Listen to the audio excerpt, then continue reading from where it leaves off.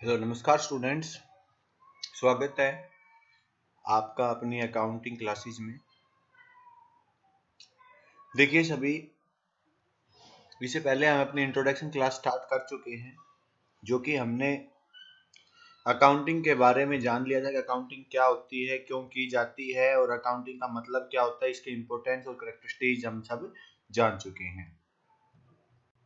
ये सब हमने पढ़ा था, मीनिंग देखा था।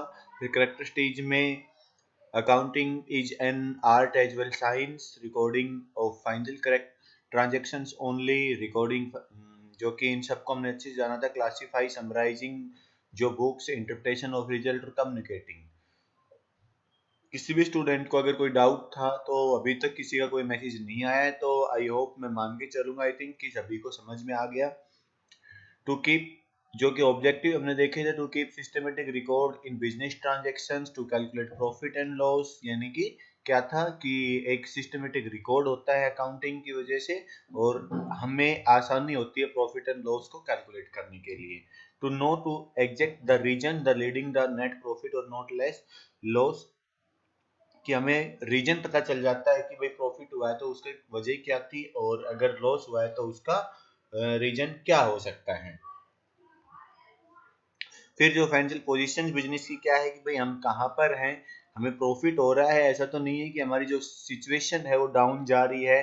फ्यूचर में हमारी जो पोजीशन है, जो असेट्स हैं वो कम होती जा रही हैं, डेप्ट बढ़ रहे हैं, लोन बढ़ रहे हैं, बाहर का पैसा डेप्ट से लेके कर रहे हैं हम काम। तो कहने का मतलब कि हमारी पोजीशन क्या होगी, जो कि हम आगे समझेंगे। हमने ये सब देखा था। फिर हम चेक करते हैं कि हमारी प्रोग्रेस कैसी चल रही है ईयर टू ईयर, यानी पिछले साल कैसी थी, अब बढ़े हैं या डाउन गए हैं।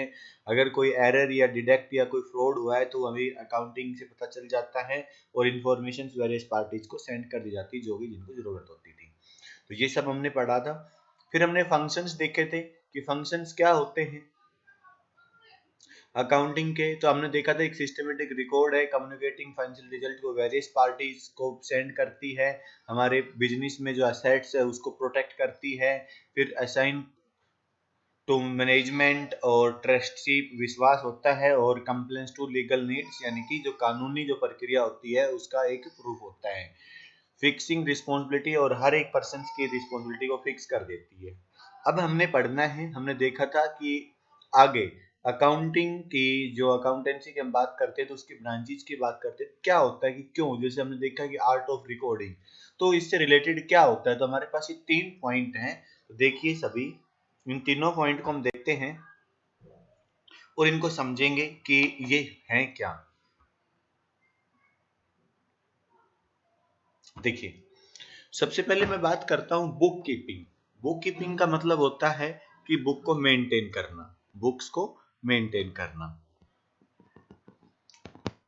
नेक्स्ट है अकाउंटिंग। अकाउंटिंग क्या होगी वो हम बात करेंगे। अकाउंटेंसी क्या होती है, सिंपल से एक वर्ड में मैं बता दूं बेटा, बुक कीपिंग का मतलब बुक्स को मेंटेन करना। जैसे आप सब अपने बुक्स बनाते हो अपने घर में, जैसे कि आपको मम्मा ने कहा कि बेटा आपने इस महीने का पूरा हिसाब किताब बनाना है, तो हिसाब किताब आप कैसे बनाओगे भाई। मान लीजिए आपके पास ये पेज है, इस पेज में आप यहाँ पर लिखोगे 1 तारीख को कि हमें पैसे मिले, मान लीजिए आपको 20,000 रुपीज दिए गए, तो आप लिख लोगे कि भाई 20,000 रुपए मम्मा ने हमें दिए। फिर आप क्या करोगे कि भाई इस डेट को इतना खर्चा हुआ, इस डेट को इतना हुआ, इस डेट को इतना, इसका, और मंथ के एंड में कह दोगे कि इतना खर्चा हो गया और ये पैसे, मान लीजिए 18,000 रुपए खर्च हो गया और 2,000 बचे हुए हैं, तो आप ये हिसाब दिखा दोगे। तो ये क्या है बेटा, एक सिंपल फॉर्म में एक आप सिंगल एंट्री करते हो, और वो क्या मानी जाती है, आपकी बुक कीपिंग कहा जाता है, जिसको हम बुक कीपिंग बोलते हैं।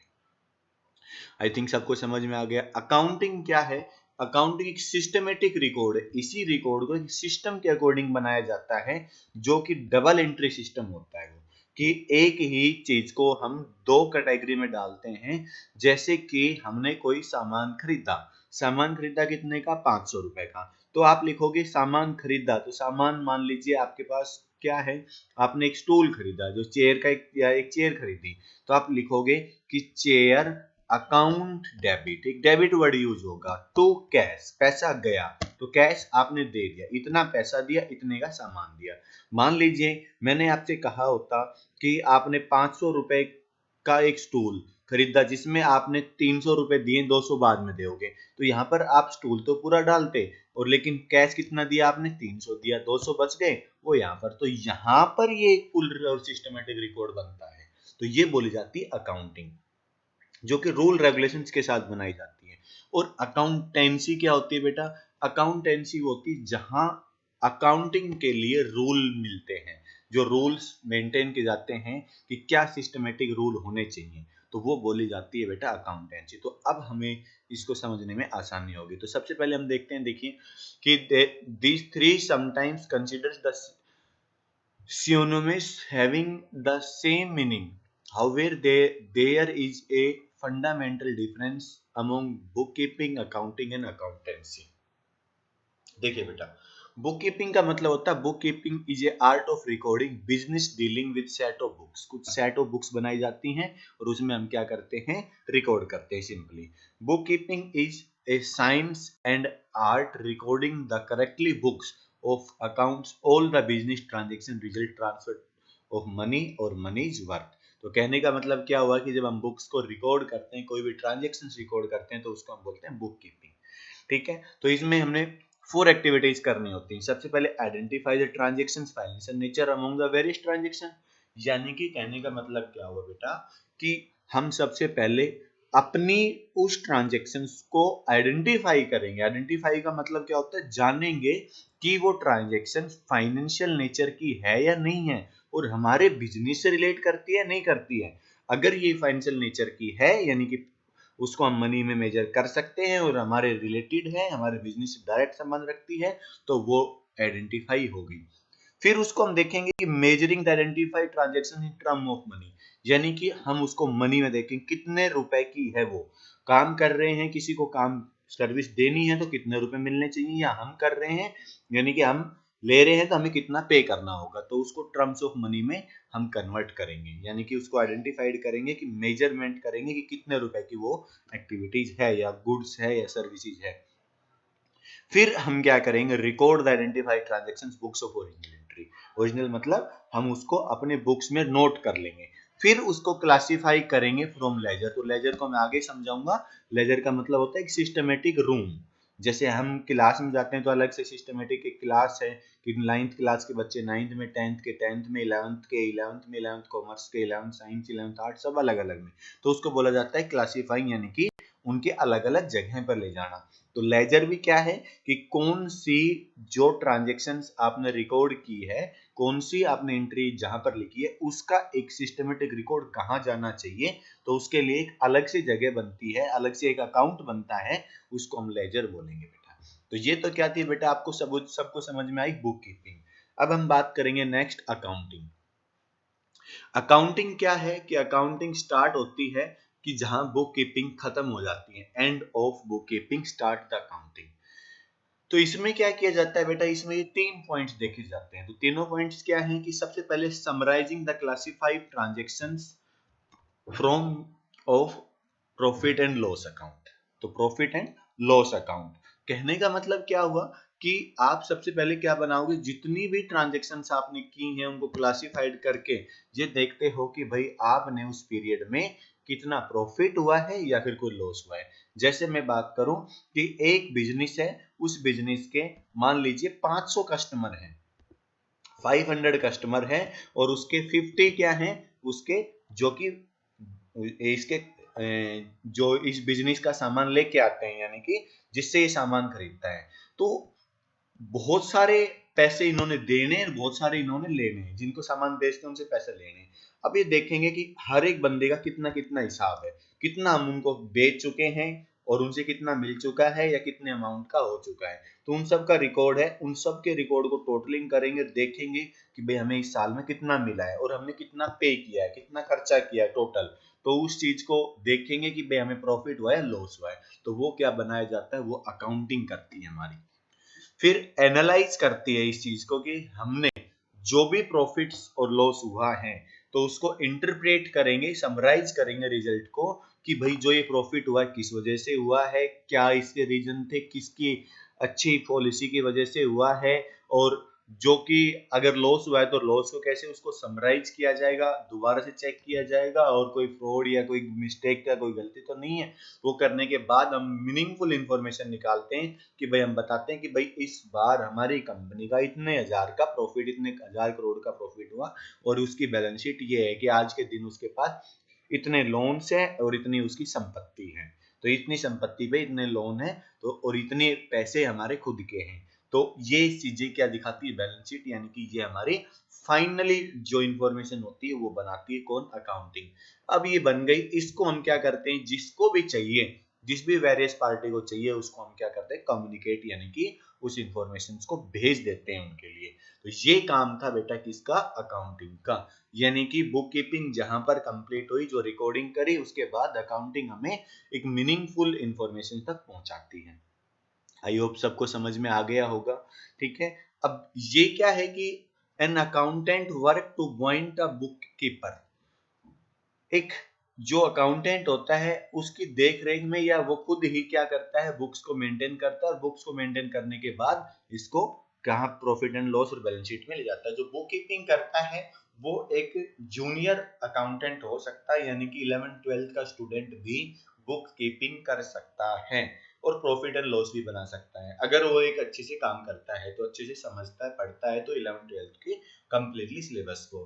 फिर भी क्या है कि एक एक्सपीरियंस जो होगा वो उसको चेक करेगा, जो कि एक चार्टेड अकाउंटेंट हो सकता है, एक सीनियर अकाउंटेंट हो सकता है, वो चेक करेगा परफॉर्मेंस उस बिग बुक कीपर की, और उससे क्या करेगा, फिर उसको पास करेगा। अब हम बात करते हैं, ये तो हमने देख लिया कि बुक कीपिंग और अकाउंटिंग क्या है। नेक्स्ट बात करते हैं अकाउंटेंसी। अकाउंटेंसी क्या है बेटा, accountancy it refer to systematic knowledge of accounting concerned with the principles and techniques with the applied the accounting। यानी कि जो भी अकाउंटिंग में हमें जो रूल रेगुलेशंस टेक्निक या प्रिंसिपल यूज करने होते हैं वो हमें अकाउंटेंसी देती है। It tell to how the prepare the books of accounts, how to summarise accounting information and how to communicate it to be interested parties. यानी कि जो भी इंटरेस्टेड पार्टीज होती है बेटा उन सबको क्या पहुंचाती है, ये इंफॉर्मेशन देती है। अकाउंटिंग टू कोई ने क्या कहा है कि accountancy refers to the entire body of theory and practice of accounting. तो यानी कि प्रैक्टिस ऑफ अकाउंटिंग के लिए अकाउंटेंसी का ही मेन रोल होता है। तो आई होप अकाउंटिंग, अकाउंटेंसी और बुक कीपिंग में आप सबको क्लियर हुआ होगा। तो देखिए बेटा, आप सभी, हम पढ़ रहे हैं अपनी अकाउंटिंग की क्लासेस, जिसमें आप सब को अच्छे से समझ भी आ रहा है, क्योंकि सबकी रिप्लाई मेरे पास मिल रहे हैं कि सर समझ आ रहा है। जो स्टूडेंट्स रिप्लाई नहीं कर रहे वो प्लीज रिप्लाई करें और बताएं कि सर हमें आ रहा है, या फिर कोई डाउट है तो उस डाउट को क्लियर करें। देखिए अब आगे, अब मैंने इसको एक अलग से क्या किया है कि इसका एक बॉक्स बनाया है, जिसमें आप सब देखोगे कि इनका डिफरेंसेस क्या है। तो बुक कीपिंग और जो कि आपके पास अकाउंटिंग के डिफरेंसेस हैं, फिर आगे हमने अकाउंटिंग और अकाउंटेंसी का डिफरेंस को देखा है कि कैसे आप इस चीज को ट्रीट करोगे।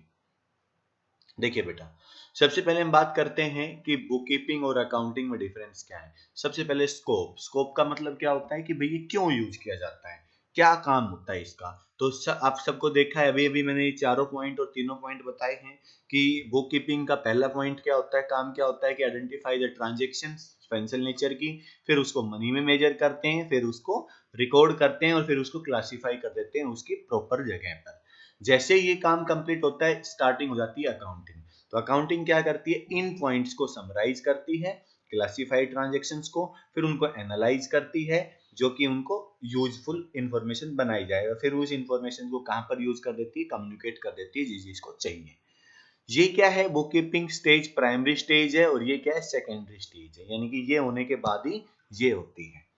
नेक्स्ट ऑब्जेक्टिव क्या है कि इसका एक सिस्टमेटिक रिकॉर्ड बनाने के लिए, जो फाइनेंशियल नेचर का होता है वो बनाने के लिए, इसमें जो ट्रांजैक्शन है उनसे रिजल्ट निकालने के लिए काम किया जाता है।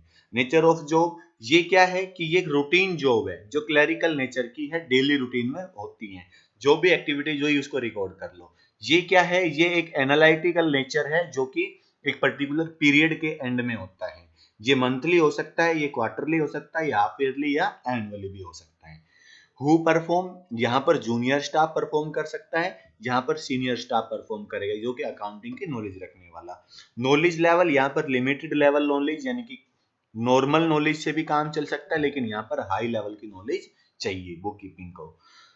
नेक्स्ट है एनालिटिकल स्किल्स। इसके लिए कोई एनालिटिकल स्किल्स की जरूरत नहीं है, क्योंकि इसको ये इन्होंने केवल बुक्स कीप करना है। इसको जो अकाउंटेंट है उसको चाहिए कि वो एक प्रोसेस एनालिटिकल स्किल्स रखता हो, यानी कि उसको एक अकाउंटेंट का एक्सपीरियंस हो, उसकी नॉलेज हो परफेक्टली, तभी वो इस काम को कर सकता है। नेक्स्ट देखिए बेटा, अब अकाउंटिंग और अकाउंटेंसी में डिफरेंस। बहुत सारे स्टूडेंट्स बोल देते हैं कि भाई हम अकाउंट्स पढ़ रहे हैं, अकाउंटेंसी पढ़ रहे हैं, हम अकाउंटिंग कर रहे हैं, तो उनका डिफरेंस समझ में आना चाहिए। आपकी जो बुक का नाम है वो अकाउंटेंसी है, तो अकाउंटेंसी मतलब रूल रेगुलेशन सब कुछ आप पढ़ोगे, तो जो रूल रेगुलेशन देता है वो अकाउंटेंसी। अकाउंटिंग अभी अभी आपने देखा कि ये क्या होती है, recording, classify, summarising transactions, narrow scope होती हैं, बुक कीपिंग के एंड के बाद होती हैं। ये डिपेंड्स होती है बुक कीपिंग के बेस पर, और ये इनका मेन फंक्शन क्या होता है, फाइनेंशियल पोजीशन और बिजनेस का रिजल्ट बताना। अकाउंटेंसी क्या कहती है, अकाउंटेंसी बताती है कि it is a body of knowledge prescribe certain the rules principles to be observed while the recording classifying summarizing transactions। यानी कि जो बुक कीपिंग और आपके पास अकाउंटिंग जो होती है उनके लिए जो रूल्स होते हैं वो अकाउंटेंसी से लिए जाते हैं, उनके प्रिंसिपल्स यहाँ से फॉलो किए जाते हैं, जो कि सबको पता है कि वाइडर स्कोप ऑफ इंक्लूडिंग, जो कि इंक्लूड होता है bookkeeping as well as accounting, दोनों में हम इसको यूज करते हैं। ये दोनों डिपेंड होती है अकाउंटेंसी पे, यानी कि डिपेंड्स बोथ बुक कीपिंग और अकाउंटिंग किस पर डिपेंड होती है, अकाउंटेंसी पर। Include the decisions making fine functions basis the information provided the book keeping and accounting. तो बेटा आई थिंक सभी को अच्छे से समझ आ रहा है, क्लियर है। फिर भी अगर किसी स्टूडेंट को कोई किसी पॉइंट में डाउट है तो मुझे बता सकता है, पूछ सकता है। सभी के पास मेरे नंबर है, कॉल कर सकते हैं कभी भी किसी टाइम, या मैसेज कर सकते हो, टेक्स्ट मैसेज कर सकते हो। और हाँ, मुझे बताएंगे कि जो भी स्टूडेंट है जो भी वीडियो नहीं देख पा रहे हैं, कोई भी रीजन हो सकता है, मोबाइल का, फोन का, या पेरेंट्स के पास है, या उसके पास मिलता नहीं है, तो वो भी मेरे को बताएंगे कि सर मुझे ये प्रॉब्लम है, तो उसके उनकी फैमिली से डिस्कस करके हम इस प्रॉब्लम को सोल्व करेंगे। ठीक है बेटा। देखिए अब आगे देखते हैं, अब हम बात करते हैं कि जो हमारी अकाउंटिंग है बेटा, तो अकाउंटिंग की फील्ड क्या क्या होती हैं। फील्ड यानी कि हम अकाउंटिंग किस किस टाइप की कर सकते हैं। तो सबसे पहले बेटा जो आप 11th और 12th क्लास में पढ़ोगे तो वो है बेटा आपके पास फाइनेंशियल अकाउंटिंग। इसको हमने 5 कैटेगरी में बांटा है, 5 टाइप की अकाउंटिंग को हम पढ़ेंगे, जो कि हम अपने जो अगर हमने कॉमर्स लिया है तो कॉमर्स की फील्ड में जाएंगे तो ये पांचों के पांचों अकाउंटिंग हमने पढ़नी होगी अगर हम हाई लेवल तक जाते हैं बेटा। यानी कि चार्टेड अकाउंटेंट, या फिर हम एमकॉम करते हैं, या एमएसडब्ल्यू करते, सॉरी एमएसडब्ल्यू कह रहा हूँ मैं, यानी आईसीडब्ल्यूए करते हैं या सीएस करते हैं, तो हमने ये सारी की सारी अकाउंटिंग ब्रांचेस पढ़नी होंगी। तो 11th 12th में हम ये फाइनेंशियल अकाउंटिंग पढ़ेंगे, जिसमें सिंपली हमें कहाँ तक जाना है, प्रॉफिट एंड लॉस और बैलेंस शीट बनानी, यानी कि स्टार्ट करके एंड तक जाना है, कंपनी के अकाउंट्स कैसे बनते हैं वो हमें फाइनेंशियल दिखाएगी। उसके बाद क्या है कि कॉस्ट अकाउंटिंग। कॉस्ट अकाउंटिंग क्या बताती है बेटा, कॉस्ट अकाउंटिंग ये बताती है कि हम जो भी काम कर रहे हैं उसकी कॉस्टिंग क्या होगी, पर यूनिट कॉस्ट क्या आएगी, टोटल कॉस्ट कैसे निकलेगी। तो यानी कि कॉस्टिंग निकालने के लिए कि खर्चा कैसे कम से कम किया जाए, ज्यादा प्रॉफिट कमाया जाए, तो कॉस्ट अकाउंटिंग अलग से अपना रोल डिपेंड करती है। फिर उसके बाद है थर्ड वेरी इंपॉर्टेंट, जो कि मैनेजमेंट अकाउंटिंग की हर एक एक्टिविटीज को कैसे मैनेज किया जाए वो हमें बताएगी मैनेजमेंट अकाउंटिंग, जिसमें हम ये टूल्स पढ़ेंगे, टूल्स एंड टेक्निक्स पढ़ेंगे। Management accountant various tools and techniques पर ध्यान देते हैं, जो कि डेटा में मैनेजरियल डिसीजंस मेकिंग बढ़ती है कि उसको ratio analyse, budgetary control, fund flow statement, cash flow statement, यानी कि कहने का मतलब बेटा कि हमारे पास रेशियोज हैं, तो रेशियोज का मतलब हमें कितना क्या रखना चाहिए बिजनेस में, कितना पैसा रखना चाहिए, कितना सामान रखना चाहिए, कितने हमारी उधारी होनी चाहिए, ये सब चीजें हमें बताती है मैनेजमेंट अकाउंटिंग की। ये सारी की सारी चीजें मैनेजमेंट अकाउंटिंग की भी कुछ चीजें जो आप रेशियो एनालिसिस हैं, कैश फ्लो स्टेटमेंट हैं, कुछ टेक्निक्स हैं जो कि आप 12th क्लास में भी पढ़ोगे। फिर बात करते हैं टैक्स अकाउंटिंग की। वेरी इंपॉर्टेंट, चार्टेड अकाउंटेंट का बेसिक्स फंडा होता है कि वो टैक्स अकाउंटिंग को बहुत अच्छे से समझता है। तो यानी कि कहने का मतलब क्या है कि टैक्स अकाउंटिंग में हम निकालते हैं कि टैक्स कितना बनेगा, कैसे कैलकुलेट होगा एज ए गवर्नमेंट के पॉइंट ऑफ व्यू और हमारे बिजनेस के पॉइंट ऑफ व्यू, हम गवर्नमेंट में कितना, जिसमें हम इनकम टैक्स और जीएसटी, यानी कि पहले होता था इनडायरेक्ट टैक्स, अभी जीएसटी है, आप सबको पता है, आपने खाली जीएसटी पढ़ना है। तो इनकम टैक्स और जीएसटी, जीएसटी के बारे में मैं आपको अभी 11th क्लास में अपनी कुछ चैप्टर्स के बाद हमारे पास जीएसटी का पूरा एक चैप्टर आएगा, उसमें आपको बहुत डिटेल से समझाऊंगा बेटा कि जीएसटी कब लागू हुआ, कैसे लागू हुआ, कैसे हम काम करते हैं। जब आप उस चैप्टर को पढ़ोगे, अच्छे से समझोगे, तो आप एज ए जीएसटी की कैलकुलेशंस करना सीख जाओगे। तो यानी कि टैक्स अकाउंटिंग के बारे में भी आप थोड़ा सा जानोगे, और इसको प्रॉपरली हम क्या करते हैं, जब हम जीएसटी की कंप्लीटली क्लासेस लेते हैं, यानी कि पूरा एक सिलेबस है, पूरा एक सब्जेक्ट है जो कि हमारा 9 मंथ, यानी कि जब हम चार्टेड अकाउंटेंट बनते हैं यानी सीए करते हैं, तो उसमें पूरा एक चैप्टर, एक सब्जेक्ट होता है जो कि हमने एक ग्रुप में क्लियर करना होता है। तो उसमें हम पूरे जीएसटी को पढ़ेंगे। तो उसकी कुछ पॉइंट यानी कि उसको शॉर्टली हम अपने एक चैप्टर में पढ़ेंगे यहाँ पर। फिर नेक्स्ट है social responsibility accounting. Social responsibility मतलब हमारे पास सोसाइटी के लिए क्या रिस्पॉन्सिबिलिटीज होती हैं सोसाइटी में, तो उसको हम अकाउंटिंग के रूप में डालेंगे। तो यानी कि जो भी हमारे पास सोशल रिस्पॉन्सिबिलिटीज अकाउंटिंग का प्रोसेस क्या होता है, आइडेंटिफाई करेंगे, measuring, communicating the contribution business to society, यानी कि एक सोसाइटी के लिए बिजनेस क्या कर सकता है। तो उसके लिए हम कंप्लीटली क्या करेंगे, उसकी अकाउंटिंग करेंगे, उसमें रूल रेगुलेशन, जिससे कि वो पब्लिक प्रोग्राम्स को सपोर्ट कैसे करता है, मैन पावर जो कि अंडर प्रिविलेज, फाइनेंशियल्स या कस्टमर सेटिस्फेक्शन, प्रोडक्ट की क्वालिटी, सेफ्टी को, ये सब कुछ किसमें हम पढ़ते हैं, हम सोशल रिस्पॉन्सिबिलिटी अकाउंटिंग में पढ़ेंगे।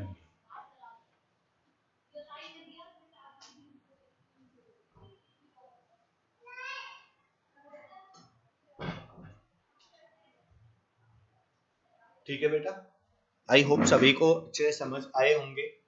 टाइप्स ऑफ सब फील्ड ऑफ अकाउंटिंग, यानी अकाउंटिंग कितने टाइप की होती है, ये 5 टाइप की हमने पढ़ी है। फिर भी किसी स्टूडेंट को डाउट हो तो वो कॉल करके पूछ सकता है। चलिए बेटा नेक्स्ट करते हैं। अब यूजर कौन होते हैं।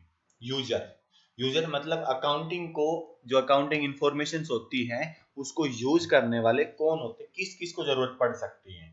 तो उसके लिए हम देखते हैं बेटा, उसको हमने 2 कैटेगरी में बांटे, एक इंटरनल यूजर और एक एक्सटर्नल। इंटरनल कौन होते हैं, जो अंदर वाले, और एक एक्सटर्नल यानी कि बाहर वाले। तो बाहर वाले जो हैं कौन है, अंदर के कौन है। तो बेटा सिंपली हम यहाँ पर बात करेंगे, इंटरनल का मतलब एक कंपनी से है। तो कंपनी में जो भी कंपनी की चार दीवारी के अंदर आते हैं वो सब क्या होंगे, इंटरनल। और उसके जो बाहर आएंगे, जो बाहर आएंगे वो सब क्या होंगे, एक्सटर्नल होंगे। तो सबसे पहले हम इंटरनल की बात कर लेते हैं कि अकाउंटिंग इंफॉर्मेशन की जरूरत इंटरनल को कौन कौन से ऐसे पर्सन है जिनको जरूरत पड़ेगी। तो सबसे पहले हम बात करते हैं ओनर। अब ओनर कौन है, मालिक। मालिक कौन होता है, बिजनेस के, जो बिजनेस को चलाता है। तो बिजनेस को चलाने वाला जो अब मालिक है, वो मालिक हमेशा ध्यान रखेगा कि भाई मेरा बिजनेस जो भी एक्टिविटीज कर रहा है, तो वो एक्टिविटीज में प्रॉफिट हो रहा है या नहीं हो रहा है, हम आगे बढ़ रहे हैं, ग्रोथ हो रही है नहीं हो रही, तो वो कौन बताएगी, अकाउंटिंग बताएगी। तो सबसे पहला तो मेन यूजर कौन होता है, ओनर होता है। उसके बाद हम यूज करते हैं मैनेजमेंट। मैनेजमेंट में हर कोई पर्सन आ जाता है, जिसमें top level management, middle level, lower level, सबको ये बताया जाता है कि भाई ये रिजल्ट हुआ है क्योंकि हम एक टारगेट मिलता है और उस टारगेट के बेसिस पर काम किए जाते हैं। तो मैनेजमेंट को ये पता होना चाहिए कि भाई पिछली बार हमने जो मेहनत की थी उससे क्या आउटपुट मिला, क्या रिजल्ट मिला। तो वो रिजल्ट क्या होता है, प्रॉफिट एंड लॉस। तो वो रखते हैं और उसके बेसिस पर आगे का काम करते हैं, जिसमें वो कंप्लीटली पूरा स्टाफ होगा। जो भी इंफॉर्मेशन होती है बैलेंस शीट के, प्रॉफिट एंड लॉस की, ये सारी की सारी इंफॉर्मेशन किसके पास जाती है, मैनेजमेंट के पास जाती है। और मैनेजमेंट इसी के बेसिस पर क्या करती है, काम करती है। तो बेटा ये हमने क्या देखे कि जो कि इंटरनल में हमने ओनर और मैनेजमेंट, मैनेजमेंट में हमने मैनेजर्स हो गए हमारे, सारे मैनेजर हो जाएंगे, financial, marketing management, HR manager सब हो जाएंगे। उसके बाद सुपरवाइजर्स जो छोटे लेवल की मैनेजमेंट होती है सबके पास इंफॉर्मेशन जाती है। तो ये सारे कौन होते हैं, ये इंटरनल यूजर्स होते हैं। तो ये क्या है, अकाउंटिंग के यूज करने वाले, जिनको अकाउंटिंग की इंफॉर्मेशन की जरूरत होती है। अब एक्सटर्नल की बात कर रहे हैं तो एक्सटर्नल बहुत होते हैं बेटा। तो एक्सटर्नल यानी कि जो इंफॉर्मेशन है वो सबसे पहले तो हम बात करते हैं पब्लिक।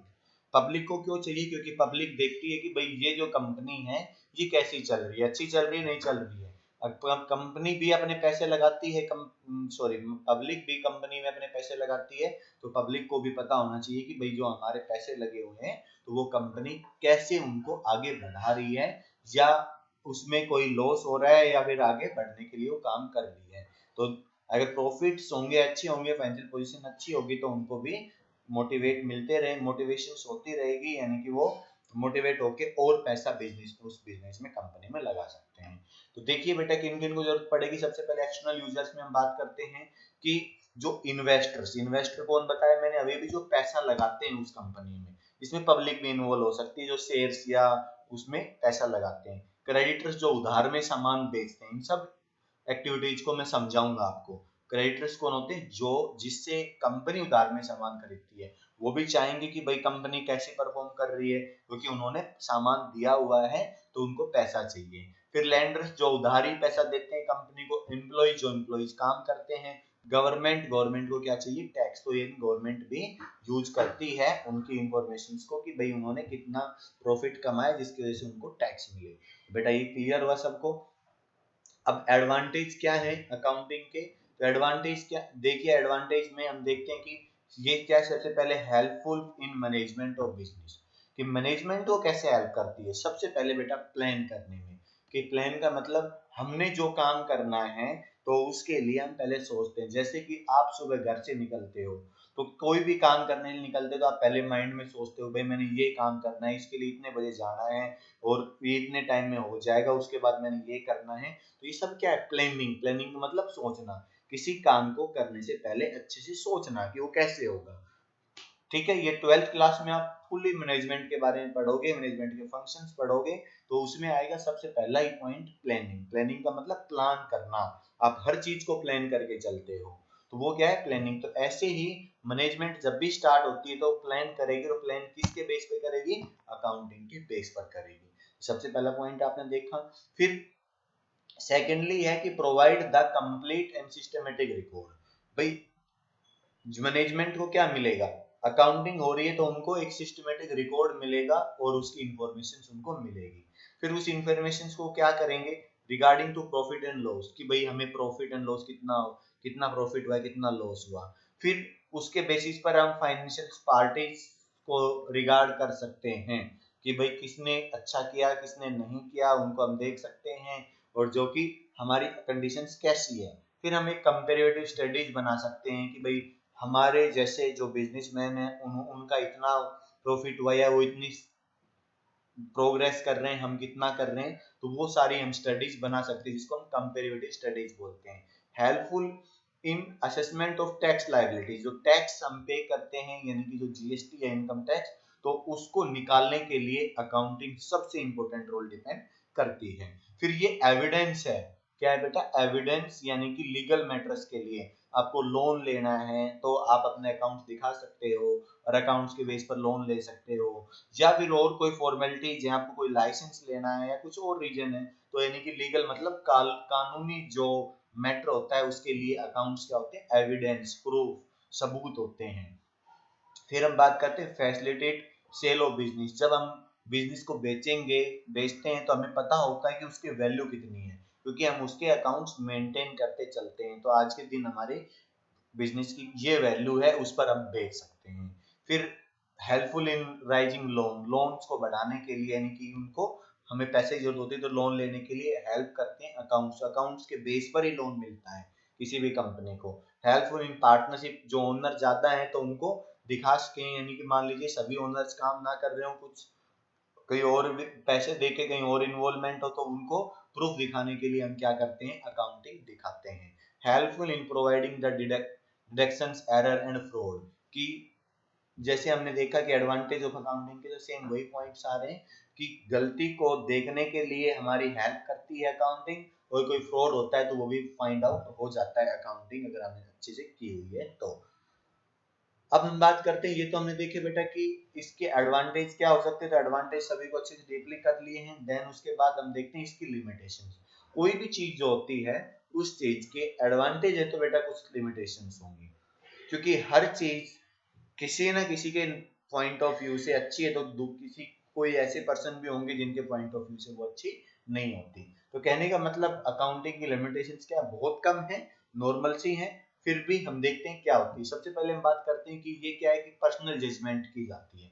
अब पर्सनल जजमेंट बिल्कुल ठीक बात है कि भाई मेरा बिजनेस है तो मैं उसको अपने पर्सनल जजमेंट अपनी जज करूंगा और उसके बेसिस पर क्या करूंगा, अपनी अकाउंटिंग करूंगा। जो कि मैं आपको इस पॉइंट को बहुत आगे से बाद में समझाऊंगा कि भाई मैं मान लो कि मैं उधार में सामान बेच रहा हूँ और मैं मान के चलूं कि भाई मैं मेरे बिजनेस में ये पर्सन जो हैं ये उधार लेके जा रहे हैं, तो इतने बंदे हैं, ये इतने जो कस्टमर हैं वो पैसा नहीं देंगे या कम देंगे, तो कितने डूब सकते हैं कितने नहीं, तो वो कुछ चीजें हम अपने पर्सनल बेसिस पर पर्सनल व्यू से बनाते हैं। तो ये क्या है इसकी लिमिटेशन से, क्योंकि पर्सनल बेसिस पर कई बार ठीक भी नहीं होता, किसी कई बार ज्यादा भी बनाया जा सकता है कई बार कम भी। तो ये इसकी थोड़ी सी ड्रॉबैक्स है।